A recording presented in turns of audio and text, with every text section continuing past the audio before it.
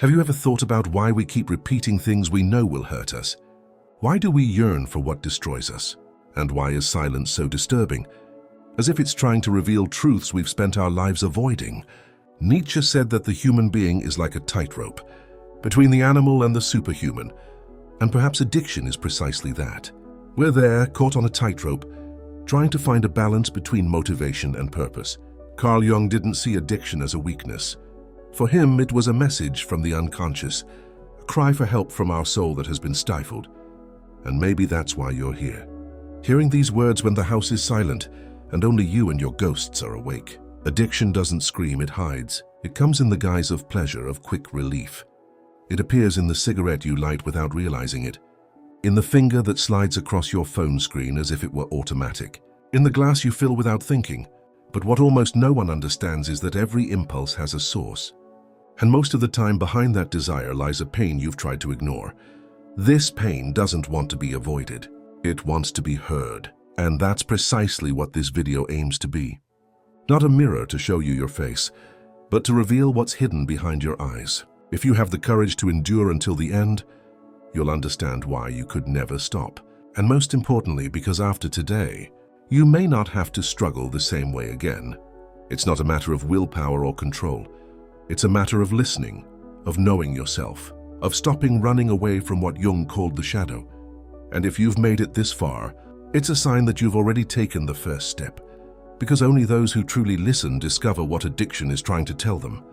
Addiction doesn't come with chains or threats. It comes with sweet, almost friendly promises. Have you suffered enough for today? Just a little relief. And like someone covering themselves with a blanket on a cold night, you give in, light a cigarette, drink, eat, surf, and for a moment, life seems lighter. But behind that curtain, something much bigger is happening. For Jung, addiction was a symbol, a code, a way for the unconscious to shout out what cannot be expressed aloud. Think about it.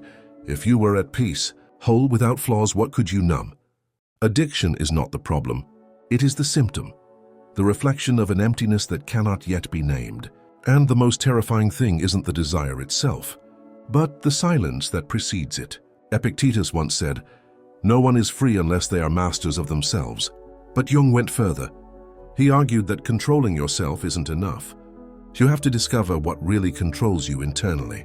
The problem is that in our culture, we still treat addiction as laziness, a lack of discipline, or a moral failing. But tell me, how do you control something you don't even understand? How do you defeat an enemy who uses your own face as a mask? Think of addiction as a mask. On the outside, it looks like what you consume: cigarettes, alcohol, cell phones, food. But on the inside, it's what consumes you. Unmet needs and scars from trauma, desperate attempts to escape yourself. The more we try to escape, the more it grows. And the more we fight this force, the more it feeds on this resistance. Jung said, "What we resist persists." We often think we are fighting addiction, but in reality, we are only tightening the bandage even more. Have you ever noticed that addiction seems to have its own ritual? It has a time, a place, a smell, a temperature, almost a repeating script. It's a theater where the main role isn't pleasure, but forgetfulness. Forgetting yourself for a few minutes can bring relief, but over time it becomes a prison. This is why so many people feel weak, defeated, even ashamed. But the truth is, the enemy isn't your strength, it's your pain. And pain isn't overcome by brute force, it's overcome by presence. Before you try to quit, you have to understand. Before you resist, you have to listen. Upon closer inspection, addiction ceases to be an enemy and becomes a messenger. There's something sacred about that nameless pain. Something primal, ancient, almost mythical. Addiction, in this sense, is the echo of a call we forgot to answer. It doesn't matter if it's cigarettes, alcohol, cell phones, or sugar. None of these are the real problem. What matters is what we try to silence when we smoke. Drink, surf the internet, or open the refrigerator. Jung called this the shadow. Everything you hide from yourself. Everything that has been judged, rejected, repressed. It's that shadow that screams in the silence of dawn when the brightness of the screen betrays your loneliness, or when a sip of drink comforts the absence of a hug. It's not just the body acting up. It's the soul demanding to be heard.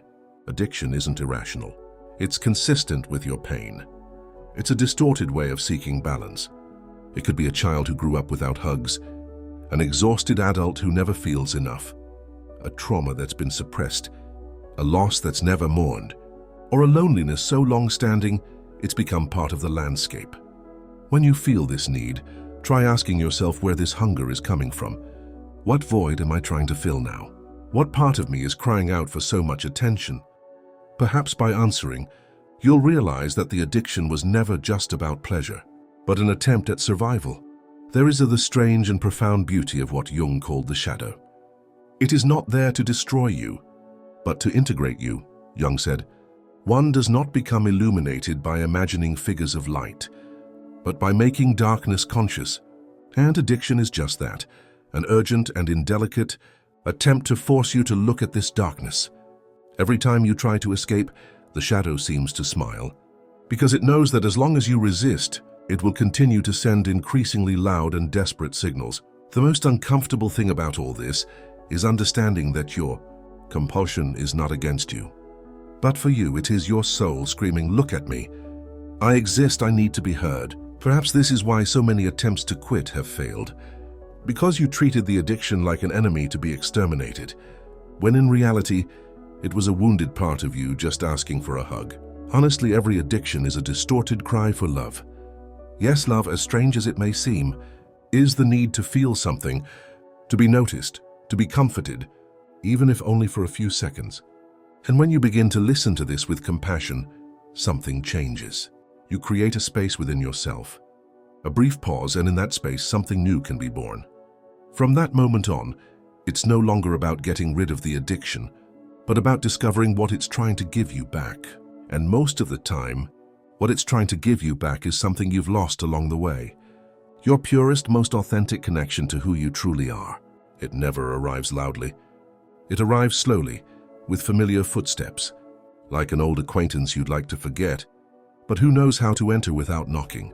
It waits, it watches, and when you're most tired, most vulnerable, it whispers, "It's okay. Just one more time." And we give up, not out of weakness, but out of exhaustion. Jung saw addiction as a symbolic act. Repeating a compulsive behavior isn't just a habit. It's an unconscious attempt to restore a lost emotional order. It's like an ancient survival ritual, except instead of offering a connection to the sacred, it provides quick relief, followed by a feeling of emptiness. Think about how many times you've repeated the same scenario. Stress mounts, loneliness intensifies, silence sets in, and you seek the same relief, the same gesture, the same path. It's almost liturgical, like lighting candles in a chapel dedicated to forgetting. What no one tells you is that this ritual holds hidden wisdom. Behind every compulsive behavior lies an emotional code waiting to be deciphered. The problem is that most people try to get rid of this behavior, but never listen to the message it conveys. It's like destroying an alarm because the sound bothers you, without realizing it was trying to warn you that a fire is burning in your soul. Jung's invitation is radical. Observe the ritual. Immerse yourself in it consciously. See its repetition as a play unfolding within you. And in that space between impulse and action, discover that freedom exists. There's no need to erase the ritual. It must be reinvented. If every night you're looking for something to numb yourself, maybe it's time to ask yourself, what's hurting right now? What part of me feels so alone that it needs this? What am I trying not to feel? After all, no one gets addicted to pleasure. We become addicted to escaping pain, and that's where awakening begins, when we understand that addiction is not just an escape, but also a map to parts of ourselves that have been silenced, ignored, or forgotten. Jung called this process individuation, the path to wholeness, and this path leads through the shadow, not as an enemy, but as a guide. Imagine turning that impulse into a portal. If you feel a strong urge to smoke, take a deep breath and say, "I see you. I'm listening to your message, but I will react differently today." If your phone calls before bed, turn it off and write a sentence. Wait, what did I miss today? Small gestures like this, repeated with presence, begin to dismantle the old ritual and create a new one. A ritual that doesn't fragment you but integrates you. It's not easy, but it's possible. And every time you act differently, even for a few seconds, you prove to yourself that you're no longer a prisoner. It's not about killing desire, but about consciously choosing what you do with it. Addiction ceases to be a problem and becomes a key.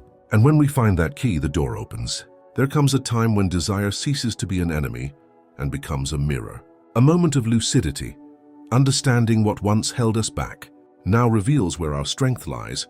Jung didn't believe in repression as an escape. He believed in transmutation, a concept of the ancient alchemists. Any impure metal can be transformed into gold, provided it is passed through with the appropriate fire. He transmitted this idea to the soul. All suffering can be transformed into wisdom if one has the courage and awareness to overcome it. This is how the true alchemy of desire is born. Have you ever noticed how desire arrives charged with energy? It vibrates in the chest, warms the throat, accelerates thoughts, and this is what most people do. Either we run away, or we try to fight, or we blame ourselves. But the secret isn't to run away. The secret is to stay. Addiction wants you to believe there are only two ways: give in or resist. But there is a third: transmutation. When the impulse arises, it brings with it a vital energy, pure, powerful, and raw. And like all energy, it can be redirected. Jung said, "You can't free yourself from something by avoiding it. You can only free yourself by going through it." So when you feel the urge, stop, breathe, feel. Ask yourself, where is this coming from? What part of me is trying to speak now? What pain is crying out to be heard? In that instant, what was once an impulse becomes information. What was once just a desire becomes a symbolic language. You're no longer on autopilot. You're creating awareness. And that awareness is worth its weight in gold. But be careful. This isn't about trading one addiction for another distraction. It's not about replacing cigarettes with gum or alcohol with hours of television. It's about exchanging an unconscious ritual for a sacred one, a gesture of reconnecting with oneself. If the urge strikes before bed, it may be that loneliness is trying to manifest itself. Instead of numbing yourself, write yourself a letter. If the urge arises during a stressful time, it may be your body telling you it's tired of always demanding perfection. Instead of running away, lie down on the floor, close your eyes, and breathe for 2 minutes. It's that simple and that profound. Alchemy isn't a performance. It's a process, an intimacy with your own pain. And little by little, you'll realize that the part of you that said, "I can't take it anymore," that begins to say, "I can stay here." You stop reacting automatically and begin to create. You move from being a prisoner to an alchemist, from a victim to an actor in your own healing. Have you made it this far? You've heard every word, felt every silence, and traversed shadows that many avoid their entire lives. It's no small feat, that's all. Jung didn't believe in shortcuts or easy solutions. He believed in the importance of digging deep, and that's what you've done. You've dove in. Perhaps for the first time, you've listened to your desire without fear. Perhaps you now understand that addiction was never the real enemy. It was the echo of a forgotten part of yourself, buried in darkness. And you now know that strength lies not in repression, but in integration. It lies not in overcoming, but in acceptance. From now on, every impulse is an invitation, every discomfort a guide. Every small conscious decision is a step toward your freedom. The question is no longer how do I quit, but rather, what part of me needs to be heard now? And that honest question is worth more than any abstinence rule. If this video resonated with you, share in the comments what your addiction revealed to you. Who knows, maybe writing about this isn't the first step towards something new. And if you haven't subscribed yet, think about it. You just crossed my mind, and you're going to leave without leaving a like. Even YouTube would be surprised. So do your part, like, comment, subscribe, and hit the bell before the algorithm releases a new video explaining how to be more productive in 5 steps. The videos that now appear on the screen, I won't say what they're about, but one of them might be exactly the mirror you've been avoiding for so long.